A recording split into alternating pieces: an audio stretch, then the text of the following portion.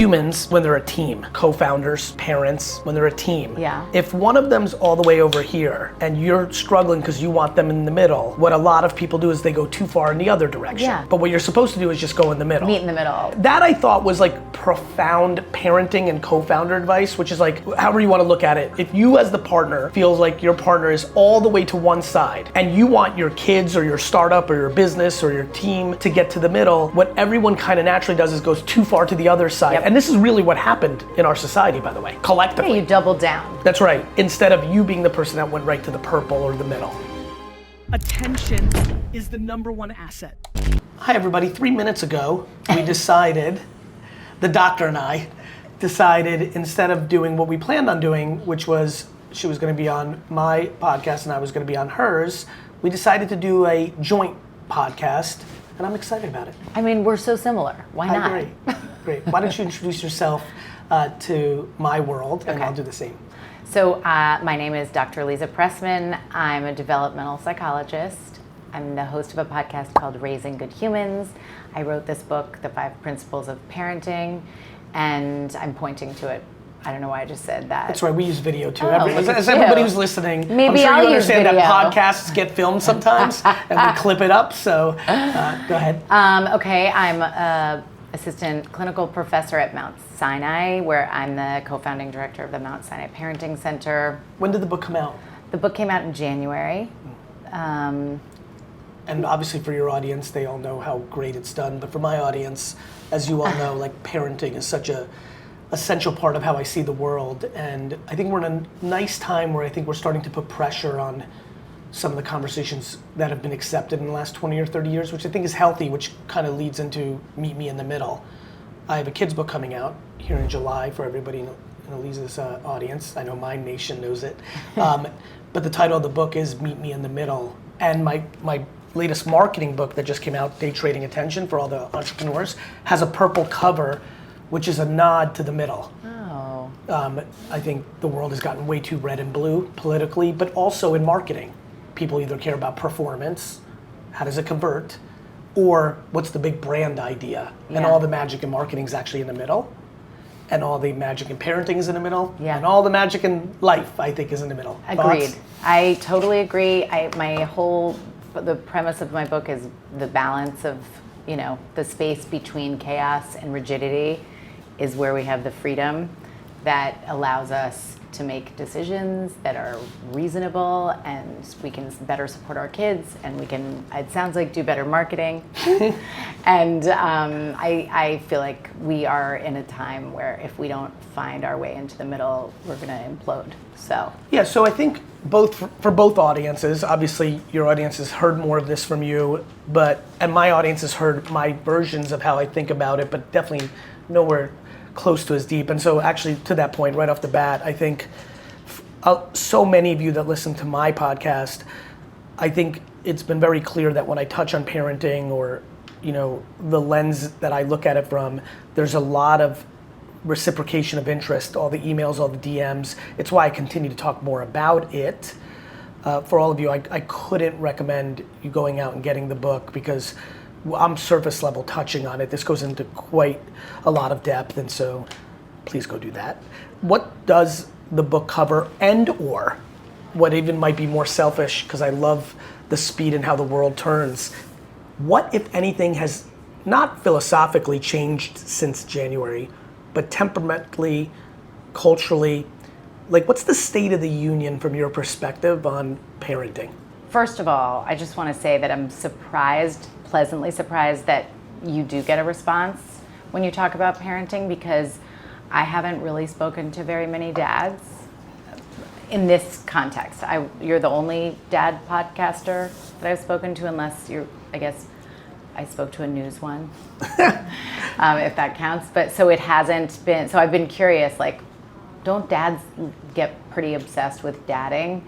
But I wondered why that conversation hasn't happened. And I think part of it is because so much of parenting and the philosophies that people are hearing sounds so exhausting, over the top, minutia oriented, and I don't know, just a little extreme.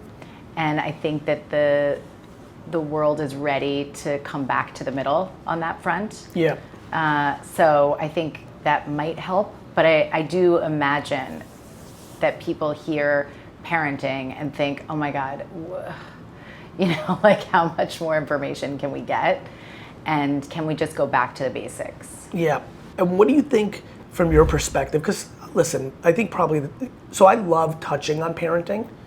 I've been writing a book in my head. This is how I write books. Mm-hmm. Like this last book, Day Trading Attention, was really being written out in my head, mm-hmm. meaning the pillars, and then you go put pen to paper, sure. right? I've written 7 business books. They move pretty quickly. I've been talking to my community about a book called Perfectly Parented that I've been writing in my head for a long time. And I already even know how it starts, which is, of course I wasn't, literally the opening line to the book, of course I wasn't perfectly parented. Right. But for my whole life, I've been trying to reconcile why in a world where I understand many things that my parents did that were quote unquote not ideal from my perspective, why have I been unable to carry any weight on them in lieu of the reverse, which is my borderline obsession and gratitude for all the things they did do well, and why is that an extreme not norm? That is the opening to that book. Why aren't you hearing from people that they are grateful for the parenting they received and for the gifts of that parenting, the imperfect parts, the mistakes, and all not that only stuff? Me, I'm one human being. Forget about what I'm hearing, though I'm very fortunate because I get so much information from the kids and the parent. I get it a lot. Yeah. Not only why am I not hearing it, when I go out into the wild and do what I do for a living, which is I'm a human anthropology cultural strategist. I read the world. I spend hours a day consuming information, whether it's 4chan or Reddit, whether it's blogs, and obviously social is an incredible database of truth.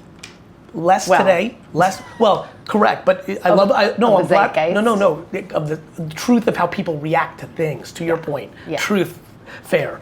But when someone likes something, agrees or disagrees, adamantly disagrees, fights, tears down, or pontificates, or celebrates, it's all there. Yeah.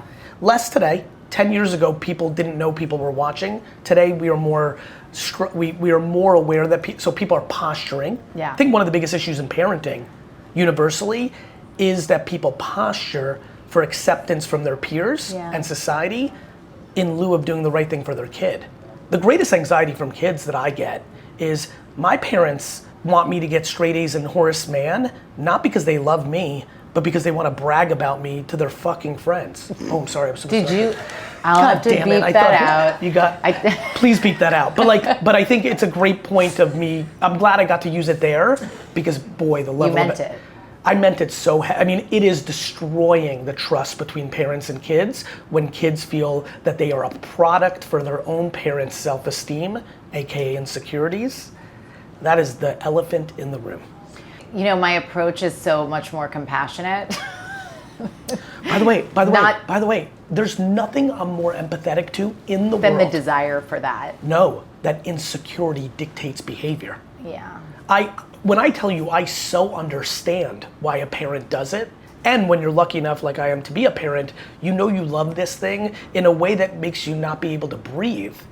But that doesn't separate the fact that we need to have an honest conversations with ourselves of how much do we treat our children as proxies for our own thing versus parenting them to guide them to their thing.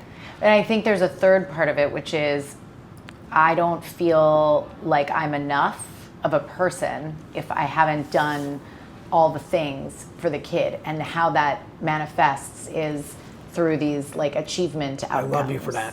That's right. Without understanding that usually the overcorrection of that is what leads to the thing you're worried about. Totally. Yesterday alone, these 3 questions came up in one of my parent groups. The first one was a worry about a kid who's 13 who doesn't want to play club sports anymore. It's a worry for the parent. That's insanity. I was like, why are you worried? They've made a decision that it was too intense and it's not for them. Only 7% of high school athletes, so they've already been committed athletes, go on to college to play college. So at 13, it says a lot if they realize this is not for me, this is insane and intense. Good for them. And by the way, it might not even so epic, comma, they might not even be out because of it's insane and intense. What a lot of kids, so here, let me give you an insight that I love. The amount of DMs I get on TikTok from 13-year-olds that use the word toxic, burnout, insane and intense just to get their parents to back off. Yeah. When in actuality, they're just bored with tennis. Yeah. It's over. They don't care anymore. Right, it's a very appropriate like a thing age. that was super normal in the 80s and 90s, which is like, I don't like hockey anymore. Yeah, and everyone's like, okay. Like, everything has become so magnified, as if a decision to quit, even if you're so good, and this goes back to proxy. Is that parent worried because they like the social aspects of them being on a team? Do they just enjoy it? Do they just, I can speak for, I desperately enjoy watching my son play basketball because he's really good, and it blows me away that he's so much better than me. And like, it's fun to watch because I like sports, but whereas I was so excited when my daughter quit. To your point, like on the flip side, going to school, if he wanted to quit, I'd be like, yes, drop out in 5th grade, let's go. Like every parent, but I think that what I'm interested in there is the surface level is confusing so many people on the depth. Yeah. And kids are smart and they weaponize words. Well, that's a whole other thing. I think that social media, you could also say that it's given words to things that are inappropriately used, like diagnoses for mental health challenges, mental illness. So they're like, oh, I have this checklist of symptoms, I must have a disorder. Yes, but I would argue that we are in a culture right now of blaming social media for everything. Long before social media was this hot, WebMD was doing that every day. That's true, but not to teenagers. Yes, but the reality is, and by the way, I think we've given too much weight to the power of social media, and also we've turned that one into a binary too, of like, it either has to be the end of days or it's fine, and I think it's somewhere in the middle. Like everything. Yeah. The reason we talk about social media today the way we talked about alcohol in 20s and 30s is because this is what we do. What we do as humans is we are too binary. Yeah. And so what happens is we literally banned alcohol in this country because we also are incredibly bad at accountability. It's interesting that you say alcohol. Please. Because I had an episode a few weeks ago with the leading alcohol researcher in the country, like substance use researcher. And I have not had this much of a response to an episode of like, I have a pretty chill, peaceful, mostly mom audience, some dads, some grandparents, some caregivers, got it. Blah, blah. Got it. But it's pretty sweet, and loving and nurturing. And so you had a visceral reaction to something? They did. Yes, that's what I mean. Yes, because they didn't like what they heard that the research said, so people were like, well, in my experience, it's this. And the big issue was that all the findings over about 40 years have been 4-0 for this guy. Yep. And of course they've gotten very high tech. Like now they have bracelets on these kids where they can detect like every 45 minutes what their blood alcohol level is. It's not just what it used to be, which is like check a box of how many drinks you had. That the later you start, the more likely you are not to have, not necessarily in all cases, but the more likely you are not to have disordered drinking and binge drinking in college. The later you start drinking. The later you start drinking. Ah, right, because for the last 20 years, the hot take is, like, I let my kid drink a beer at 14, but they're at home and they don't stigmatize it, so they're not hiding. Oh, not true. It turns out that's not true. But so many people got so angry, and they were like, well, my experience when I was a kid was my parents said I couldn't, and then I was binge drinking. Focus group of one. Focus group of one. It was why when you said earlier, it's interesting, Gary, and I said, no, I also go out. Like, the thing I'm most petrified is being a hypocrite of knowing focus group of one is the great danger of the world. I say to my inner circle all the time, I'm like, I have no opinions. What I try to do at all costs is the only place I'm irrational is in sports. The reason I know humans are irrational is because I do it in sports. Because you feel those. I hate Boston, the city, in a way that makes no sense. Of the sports. Teams? I actually like Boston. A lot of my best friends are from Boston, but I actually hate them secretly too. But it only has to do with the Celtics and the Patriots. I know, but I want you to hear this. I know it to be true, meaning it's so deep in my soul, and it matters to me so much that I'm 100% irrational. That I think is silly and fun because it's sports. People do that with everything. You're right. That's what's happening with politics. The thing with politics that blows me away is I'm like, oh my God, these people are treating real life like sports. I can walk away after the game and move on. This is eating people up. Yeah. And I think it bleeds into our parenting in a real way. Culture. Absolutely, and I think we're about to see, because we have an election coming up, some really, like if I were a kid right now, and I know we have some teenagers very close to us, Yes. I would think the adults have lost lost the plot, lost their path, and who are we supposed to turn to for guidance? Because everybody is so. Well, that's why we've had the rise of humans on social, right? Look, and I think it's grown-ups' faults. Like when politicians speak to each other the way they do, yeah, why would and kids you not lose speak that to level each of other that way? civility? Like it's been. How are you possibly as a parent? So when I think about parenting, I think the death blow is hypocrisy. So you're on Facebook yelling at a Republican or Democrat because you live the other life with curse words, and you've canceled a friend of yours from 20 years, right. and you're cursing and you're nasty on Facebook, and then you try to tell your kid to be kind. What are you doing? What do you think, they're blind? Yeah, I mean, we could get rid of all parenting. It's really not about doing anything to our kids. It's about ourselves and getting our act together. And then our kids are going to inevitably benefit. And we have so far to go in terms of getting our act together. What I think is very interesting right now is the naivete of my parents' generation, of my contemporaries, of my grandparents' generation. We continue to underestimate the intellect of children. Mm-hmm. How does that play out in all this? A, do you agree? I mean, I still think they're children. I get that someone who's 9 is 9, but I'm fascinated by how many people have awakenings in their later years when they do family therapy or things of that nature, and the parents like, wait, you knew me and dad were having problems? They're like, no, yes. Yeah. Like, how much do you think, if anything, this is question form, do you think that this, it's grounded in hope. I think parents are hoping their kids are, right? How much of this blind spot of the underestimation of them, which is different than, understanding they still have to develop and all this. Yeah. How much of that is in play?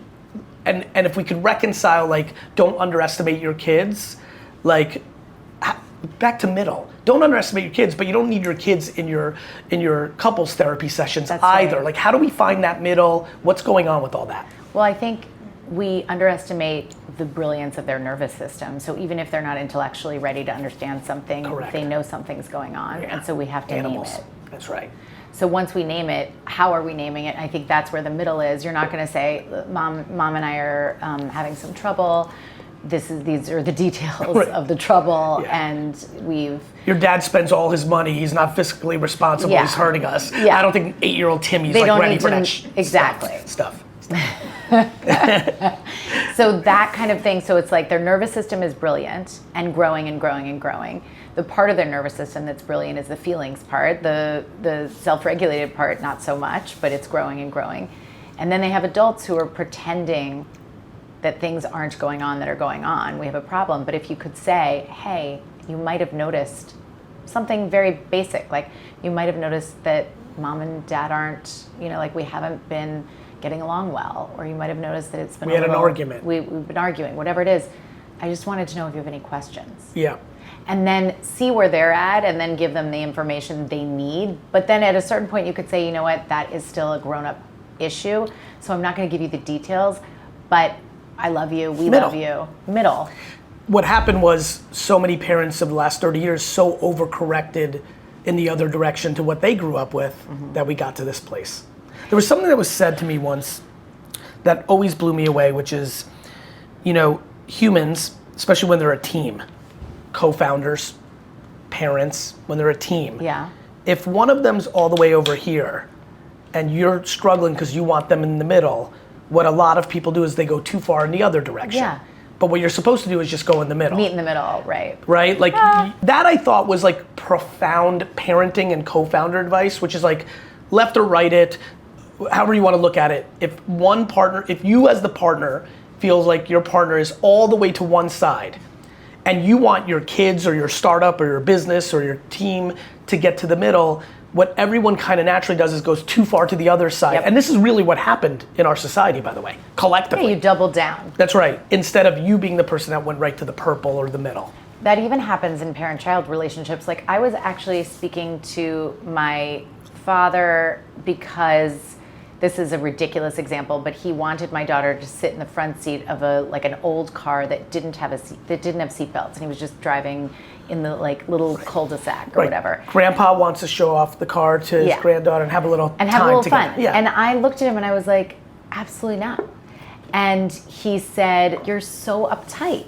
And I said to him, the reason I'm so uptight as a 50-year-old woman is because of you. Is because you were so not uptight that I was like, I guess somebody has to be around here. And so I 100%. doubled down on being like, everything is dangerous. I mean, this, by the way, that in my late 20s, because I love observing this stuff, that was one of the most fun, and I was very undereducated. I was a poor student, but I was super intuitive and wanted to observe. So I had a lot of fun in my life of like, wait a minute, even though I probably could have read about it, like that wasn't your love language. It wasn't my language. I remember this vividly. After a couple of my friends got engaged and married, I'm like, wait a minute, everybody either marries completely into their parent or completely left field. Totally. Like, where's the middle? I'm like, that dude married his mom or the reverse of his mom. Absolutely. That gal married her dad, or like literally the reverse. Like, it's fascinating. We could probably pull a couple of the good qualities and find the middle, but I do think it is true that you're just like, okay, then I need to find this kind of opposite or same is much more plus minus, all that stuff. But I think you also, you're good to go back to sort of your nervous system. We always want to go home. Yeah. So even if home wasn't what would be on paper perfect, we want to be there. In a real way, this is something I've said to people. For better or for worse. No, I love you for this. This actually, I'm glad we got to touch on this. This has been one of my favorite things along my journey to talk about with my inner circles, friends, family. I've been talking about being well-parented my whole life. Like in high school, in the 90s, when it was ridiculously not cool to be like, my mom's the best. Like, I just couldn't help it. I couldn't help it. It's been a currency in my mind in a real way, predominantly because my mom didn't push it. I remember really thinking that through. I'm like, did my mom want me to be her cheerleader? It was actually the reverse. It's just so obvious to me. And I also am very fortunate. My parents are opposites. You had a little dog and a cat in the house? In a crazy way. And then I got double lucky. My mom predominantly had me the whole time in the beginning because we immigrated from the Soviet Union and my dad worked every minute. My dad and I slept under the same roof my entire life. He never traveled for work. And when I tell you, I have less than 24 memories of him between 5 and 14 because he would leave at 6 a.m. and get home at 11 p.m. Wow. It was a very immigrant 1930s, 40s, 50s life. Yeah. My mom is the nurturer, like what mom did super well, back to purple. They were extremes, but both kind of weirdly in the middle. My dad's hardcore, but a man that would say, I love you, right? So he didn't have the full, that side. My mom was, you're the best, you could do anything, but would slap me in the face and held me accountable if I did it, right? So they both kind of were extremes, but also middle, and this is why I get to be the byproduct of it. But I do believe that I got very fortunate that my mom was the foundation, and then I was ready for my dad. I have a feeling if I was the reverse, I'd be less emotionally strong and broke, and so I think it worked out for me, but even back then, so this has just been a currency my whole life. As I got into my 30s and 40s and friends started to become actual parents, and this was the combo, as you know. We are the generation that is obsessed with parenting. Mm-hmm. Our parents' generation, I mean, some of them didn't even think about it, they just lived life. Yeah. Analysis paralysis. I would tell them, I'm like, I would use friend examples. I'd be like, Sarah, you're so petrified of being a bad mom. I'm like, look at our friend Jan. Her dad or her mom left because she was an alcoholic at 6 and was never in her life. And look at them now. Like, your parent's your parent. Like, even the worst, most extreme, terrible situations, people want to find home. Yeah. It's real. especially for moms, you literally come out of them. So I talk to a lot of dads, and dads are always like, like on some like real like nice stuff, like good energy. They're like, this stinks, like I want to be like, and I'm like, we were in them. Like mom's got the advantage. I'm sorry, you start in there, you literally were in them for 9 months. I'm like, what do you want? Like, you can be the best dad of all time. They were in them. Yeah. I kind of joke with my friends about like that connection, but it's very real. No, I think there's always like a primary. Of course. And then if they leave the room, if you get hurt, you'll go to your second person. But like, are you kidding me? With my son like skins his knee playing basketball, and we're both there, and I'm like, it's basketball, and he's going right to mom. I'm like, but it is what it is. Yeah. I get that, and I like that. What is here's a good one. You're obviously looking at this a lot. Where are we furthest away? Of the things that you analyze, you put your life's work into this, you're really in it. Of the kind of common things that are brewing right now, there's probably 10 to 25 cliche, specific things that you're like, wow, I hope we can get to a better place on these things. Of those things, which current parenting trend in detail do you think we're the furthest away? Like, we can fix the 8th place trophies thing, which I'm very passionate about. I think that's fixed. It's ridiculous. It's on its way. Yeah. It's definitely on its way. To me on that one, it's the demonization of losing when life is primarily about losing. Absolutely. You're teaching kids like losing's bad, we're gonna avoid it, which then just destroys them for life. Yeah, I don't even understand how we accidentally, I do because you we do don't better wanna than anybody. see- It's all good, well intended. We don't want to feel the terrible feeling that we feel when we see our kids struggling. Like, it just feels crappy for us. Well, now you're going to the opening part of this podcast. Like, I would love to say that it's selfless, like we care so much about them, but I think we care about us not feeling terrible. It's why someone like me, who fundamentally believes that adversity is the foundation of happiness, likes when I see it in them. I would just add to adversity in the context of having one person, even if it's not your parent, but somebody, a coach, anyone who loves you and believes in you. And then adversity can turn into resilience.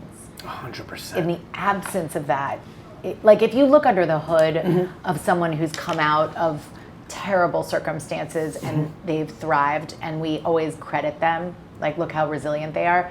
I think if you look under the hood, somebody, and if it wasn't a parent, it was someone. A coach, a teacher, an uncle, a grandma. They didn't do that alone. How much of that though, even without the uncle, the coach, the grandma, the 3rd grade teacher, how much of that game is grounded in actual DNA? There's a lot of research on this. I do talk about this a lot in the book because I think we confuse, like, I was born into a resilient type of person.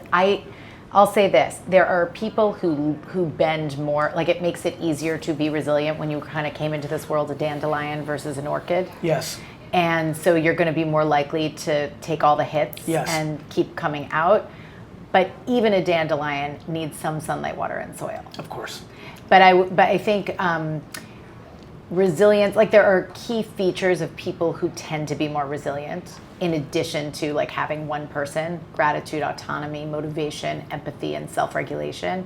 Those people who have those skills. We'll break those down one more time. Sorry, I said that really fast. No, I think I'm just excited because I think I have them all. Go ahead, one more time. Well, clearly you do. No, but really, I want to hear them. Gratitude, which we obviously adore, established. Yep. Autonomy. Ooh, I like that. Motivation, empathy, and self-regulation, which you have unless it's sports. Yeah. Yeah. That's right. That's right. By the way, it's so funny we get to bring this up. I want people to hear this. I'm so grateful that I don't have it there because it gives me context of why it works. You have more empathy because of it. I mean, it's really bad, by the way. Can we have a therapy session for me? I've hip checked an 11-year-old boy wearing a Tom Brady jersey after a Jets loss at the Meadowlands into a fence. His father looked at me, and I looked at his father and said, I'm sorry.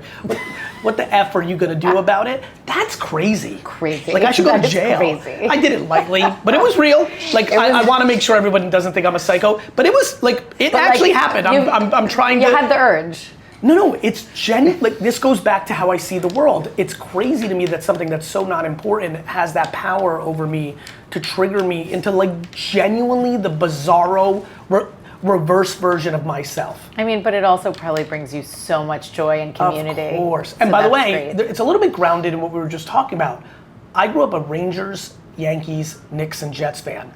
Oh, that's so much to watch. But yes, it was. But the Rangers and Yankees won championships for me in 94 and 96. And the second they did, I stopped watching. Wow. By the way, I was at both of those championship games, and I had too. no business. They were the only games I've ever been to of those sports. Isn't that like spoiled? Hold on, we need to break this down. 94, 96. You were in Game 7 of the Stanley Cup for Rangers Canucks, and you were in Game 6, I think it was, when Charlie Hayes caught the ball in 1996 and won. I don't even know who caught the ball I do. because I shouldn't have been allowed to be there. You were there when the Yankees and the Rangers won their championships in 94, 96. And also, the Yankees won another year that decade. That's right, 98. And I was there. Those were the only games. Do you know what I dream that heaven is? Which isn't that terrible though? I didn't Yes, you're a deserve it. bandwagon fan and I hate you. You know what I want heaven to be? That you get up there and you can watch everything. So like when we get there in 100 years, God willing, and we see each other. That is actual hell. No, Not that. I mean, I'd rather be in heaven watching those games with you. No, I'll explain what I mean. Based on this is where my head went. I hope that you can like actually watch all the footage for fun, meaning like we're up there, we're like, hey, we know each other. Remember we did the pod? Like, I'm like, let's see. And then I would remember, because I remember everything. I'd be like, hey, we were both at the Yankees and Rangers thing.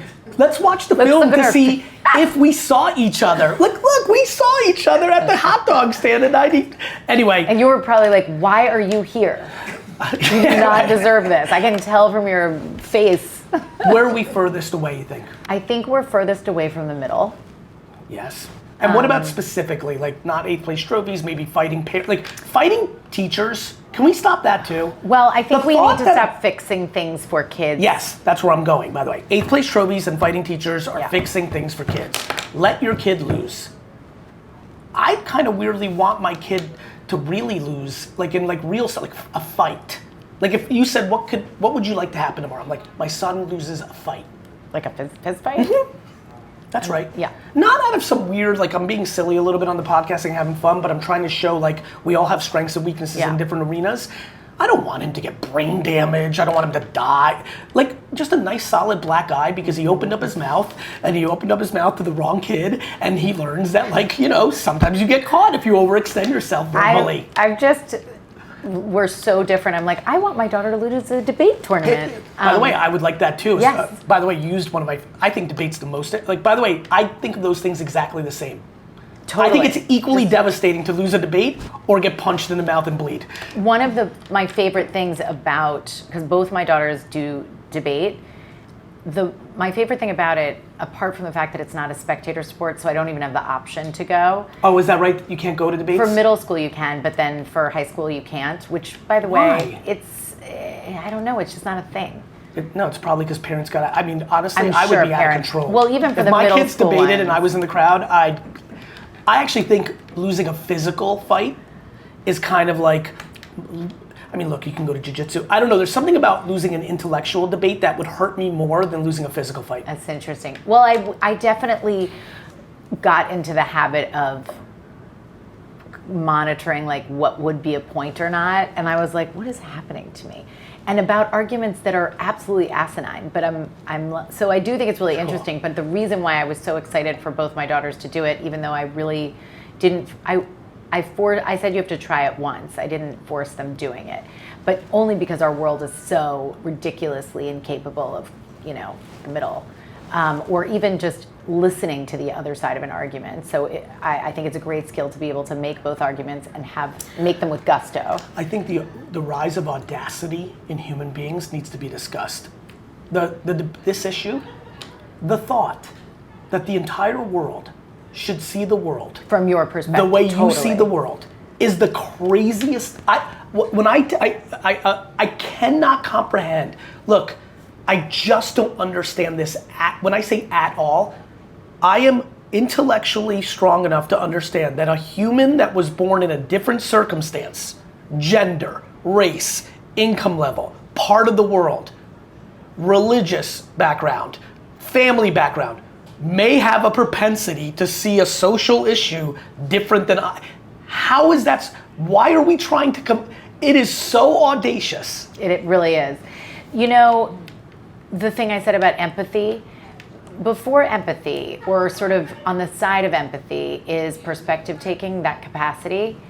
And the silly example with young children is that at age 3, and experimenters did this very cool study where it might sound ridiculous, but they put in a Crayola crayon box paper clips, something unexpected. And they said to the 3-year-olds, what do you think is inside this box? And the 3-year-olds are like, crayons.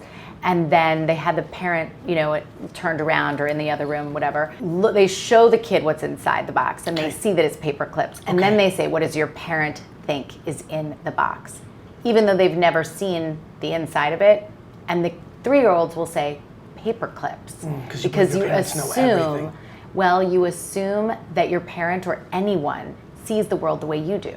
So even though it would make sense that a box of crayons... so it's more that than their assumption that their parents know. Yes, it's called theory of mind. And it's the idea that someone else's mental state is different from your own.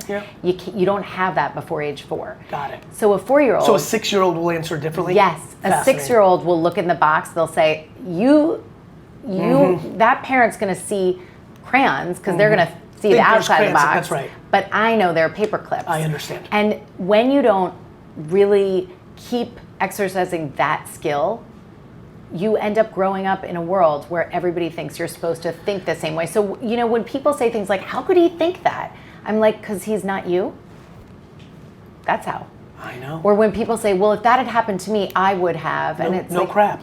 Yeah, that's right. You. It's audacious.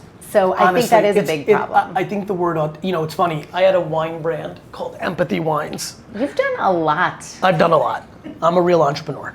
And I did that, That's very cool. It's what's really cool about it is why I named it empathy, how big that word mattered to me 20 years ago when people didn't even know what the word, when I tell you the amount of times I used the word empathy in 1998, 2002, 2004, and intellectually strong, like really strong intellectual people, like, what does that really, like, it wasn't in the zeitgeist, as you may know. Like, you can go to Google Trends right now if you're a nerd and type in empathy and watch how it's evolved. I think audacity needs to be the next word. I like that. I think if people understood how most of what they believe right now is shockingly audacious, the lack of humility is That's totally true. Profound. I have crazy bravado, confidence, gusto, but crap. Not more than I have humility, which makes me palpable and makes me calm. When people ask me about how much easier it is for me to parent, or like when I think about all the consumption of parenting content, I have a podcast, I'm on social media, I have a book, so I'm part of it, but most of the messaging is like very simplified because we are getting way too in the weeds. But I do struggle with it and feel like how much of that is feeding this beast and how much of it is giving calm. Of course, I think about it all the time. But I am brought to my knees, and I have content knowledge like very few on developmental experiences.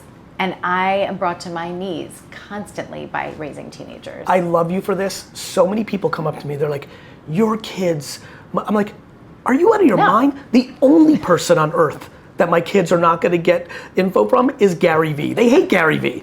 Like, I'm their dad. They don't, it's just, it's of course, I laugh, I'm like, I look around the world at other people to be the GaryVee to them that I am to your teenage sons. So I say to my friends, I'm like looking around and being like, who do I want them to like be in their feed, or like, when they're sleeping, go like a bunch of their posts and unlike it so that it shows up randomly in their For You page, because of course not. Of course, it's ridiculous. We're in town right now, and my daughter, I take her phone at night, so she doesn't have screens. And what time is that? 10. 10:30. So I take her, both of my kids I take. One of my daughters is going off to college next year, and I'm probably gonna be like, in her dorm, like under the bed. But it's just because sleep matters so much to me. But anyway. Obsessed with sleep. Okay, so half of our problems in the world would just be done if we could get sleep and stop focusing on how to solve the problem. However, back to root causes and the well versus the sink, if we could get off of our audacity and lean into our humility, you'd sleep simpler. Yeah, that's true. The sleep issue is an emotional issue. This is all judgment. What's crazy? I'm sorry to interrupt. self-esteem, insecurity. Actual self-esteem, not ego, which is insecurity with makeup on. True self-esteem, true insecurity. That is life. Like it is so crazy how much that's grounded in. When you're laying in bed and you're worried about, let's talk about real stuff. When you're worried about getting fired, like you can feel it. Actually, one of the hardest things that I do for a living is I had a tough conversation yesterday with someone. And I know that they're walking right now on this floor, and Terrified I know of getting fired. And when I tell, like honestly, I'm like, I've just gotta like, it's, I would be so much further along if I could just tweak that a little bit to the middle. Yeah. Too far left on that one for me. Yeah. Didn't have the candor. I'm better now. The fact that I was able to tell that person yesterday, I used to do it out of nowhere because that's how much I struggled with it. And it was sloppy, and it was the gaping kryptonite to my 30-year career was my inability to be candorous to people because I like them too much. You don't want them to These guys have been feel- hanging around for 2 days and I'm already like, you're my brother. Like, I'm so crazy. That's how I feel about people, you know? And so, anyway, but if he or she last night were like, even if I get fired, it's gonna be okay. What's gonna happen? Yeah. I believe the reason people are struggling is I believe we just overvalue the outside too much. Because if you play it logically, I get fired. Now I have less money. Oh, Gary, what the hell? We have a mortgage and things to pay for. I'm like, I understand. I also understand that if you own your home, you could sell it. And you could live in a less nice home. But that's hard for everyone. Yeah. When you have a BMW and you trade it you. in for a Honda, you're worried about everyone's judgment. We're so worried about our parents, our siblings, our inner circle, friends, our coworkers, and then even the real part of social media that's the most fascinating is people are worried about Johnny Pants 13's comment. Yeah. Who cares? But that to me, like to get us into a place of being able, because I think we want our kids to be happy, but we don't really mean that. We mean we want them to get back to it. So I think I might get fired. Can I get back to happy after that?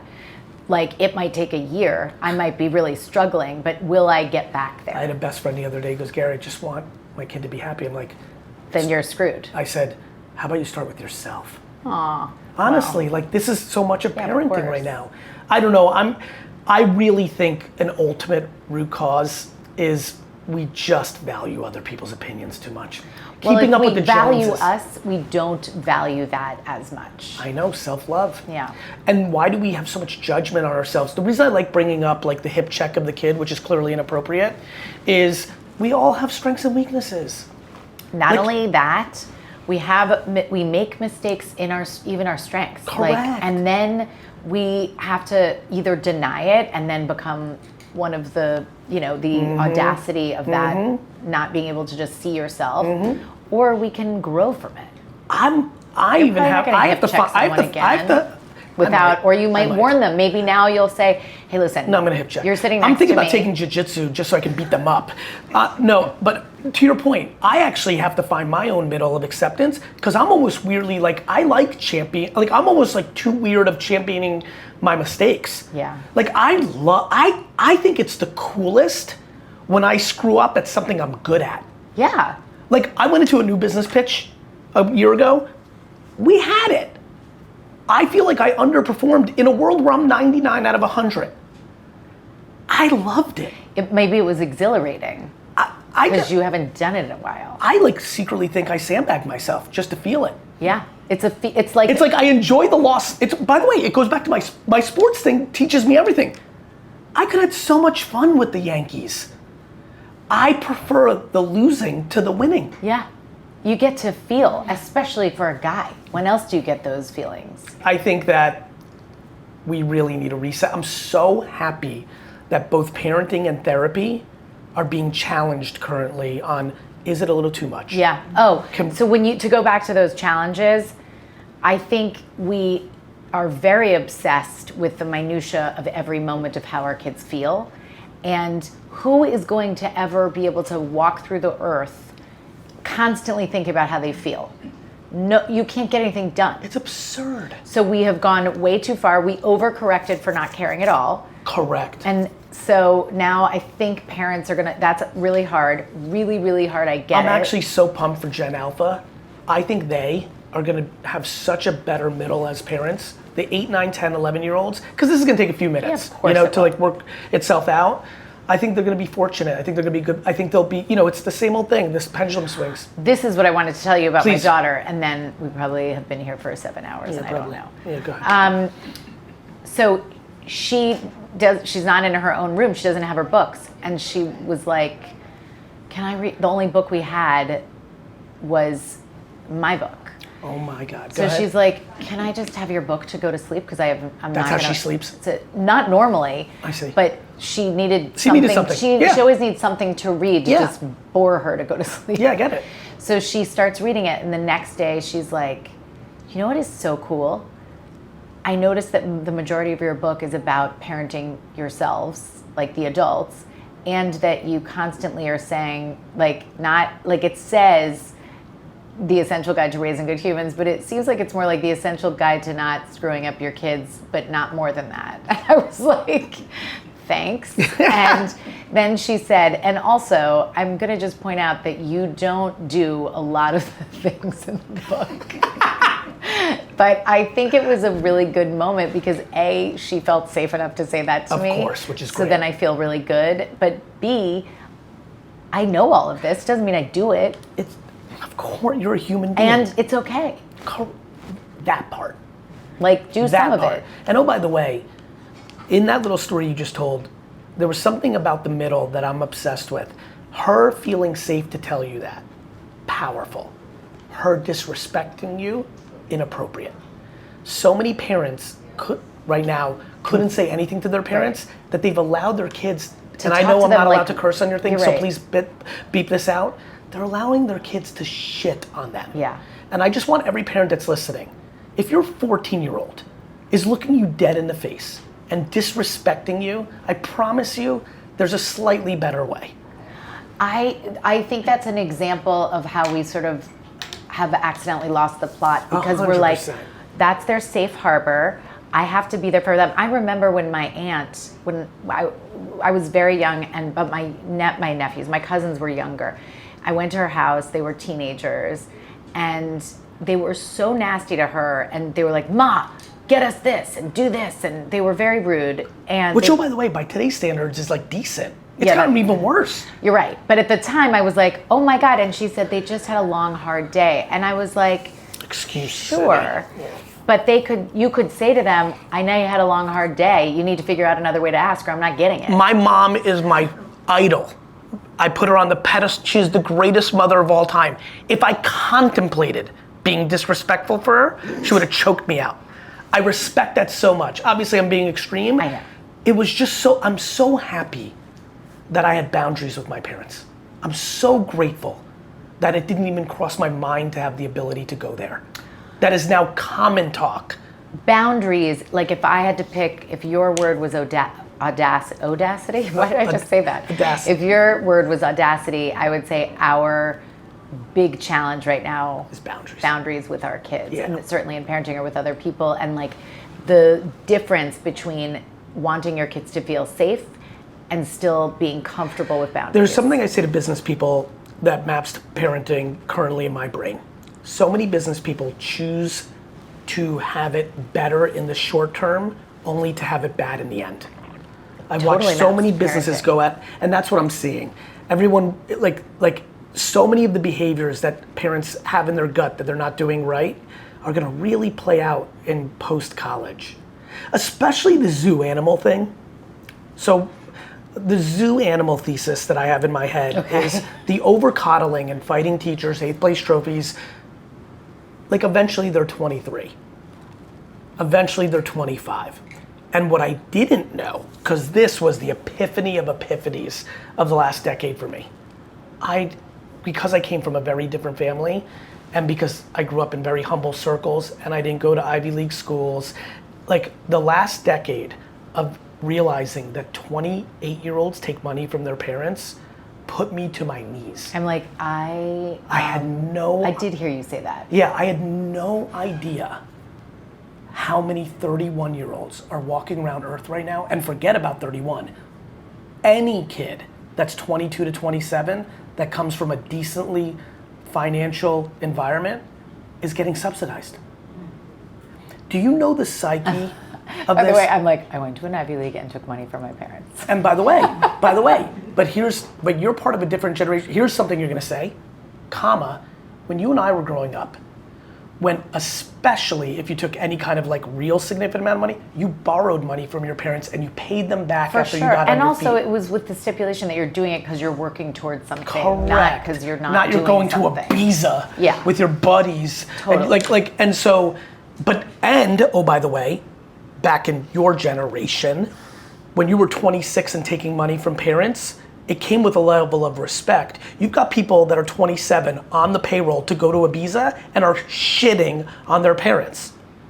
The one insight there that I don't see a lot of people talking about, that I've gotten through a lot of dialogue in private, is a deeper thing that's happening that I am fascinated by, which is at the time the 24-year-old really likes the help. But I think that the parent is signaling to the child that I don't think you're capable. Absolutely.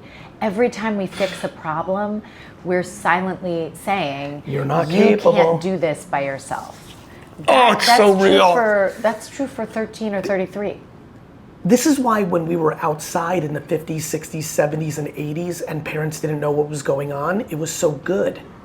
If you were at home as a mom waiting for them to come home for lunch, but they were outside for 3 hours, they had to figure shit out. I think that we are going to come back to, I hope, a little more of figure your shit out. Yeah. See, now I'm cursing. This is good. Authenticity matters, parents. If you're worried about a curse word, you're gonna be in trouble. I remember the first time my kids, because I definitely did not curse when they were younger, and then there was some point, probably during the pandemic, where I was like, here's what. I cursed. How old were they at that time range? My youngest was in 4th grade and my oldest was in 7th. And did they react to the word? Oh my God, they were like, they thought it was the best? You curse? They were so shocked, but then also, I mean. That's the thing I always laugh at. People are like, these kids, you can't do that. I'm like, do you understand what's going on in the schoolyard? Have you ever hung out with a bunch of 5th graders hanging out? It's like, they make Chris Rock seem like But bashful. I always say to them, like, what you do in the schoolyard is different than when you're at someone's house with other parents. I love that. Like, I'm not gonna pay attention to when I'm not there. By the way, that goes back to what I'm saying about, I love boundaries. Yeah. Context. I mean, I just think we have, and I think it's a little bit my industry's fault, so I'm part of this. Yep. But if you think that there's a perfect way to do it, there's not. You're going to lose. Overdo it Correct. on everything. 2 questions. One is based on why I wrote my book.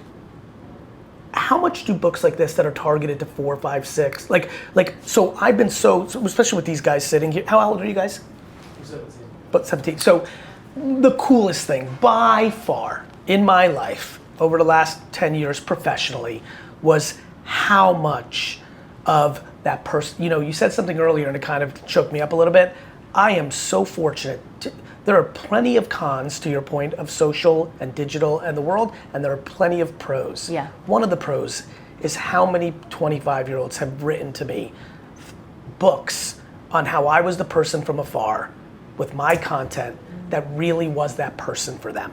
And it just and especially I over-index obviously in the 15 to 25-year-old guy game, which really do need purple leaders. Are they desperate to hear from a parenting expert?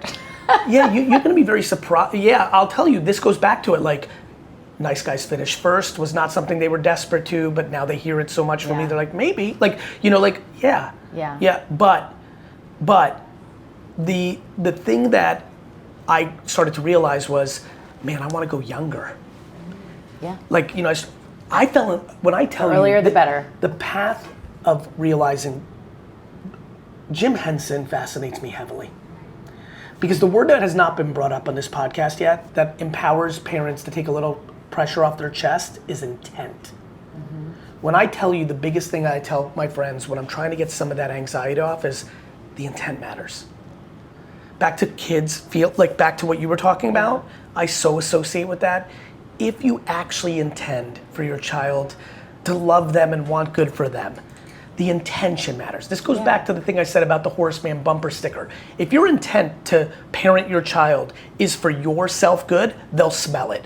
If your intent, even if you're doing something in boundaries that they don't like, is that they can smell that it's coming from a good place, they'll begrudgingly at the time act out, but when they're 25, they're gonna be like, Dad, I gotta tell you, all those things, I hate you. That's how that works. That's why we need to sit down and figure out what our intentions are. Correct. So do you think having propaganda that I want kids to understand, patience is beautiful, but if it's too much, it's it's delusional lack of activity and complacency, and eagerness like the eagle is remarkable, but if you're sloppy and kill everything in your path for it, that's also not good. Do you think, I went literal with the title, Meet Me in the Middle. Do you think even at that age, those reinforcements are powerful? They're always powerful, and also a parent reading that and living that is the most effective. Well, now I love you. The reason I wrote it and the way I wrote it, and more importantly, the cartoons that come. You already said you loved me. I did, I'm saying it again.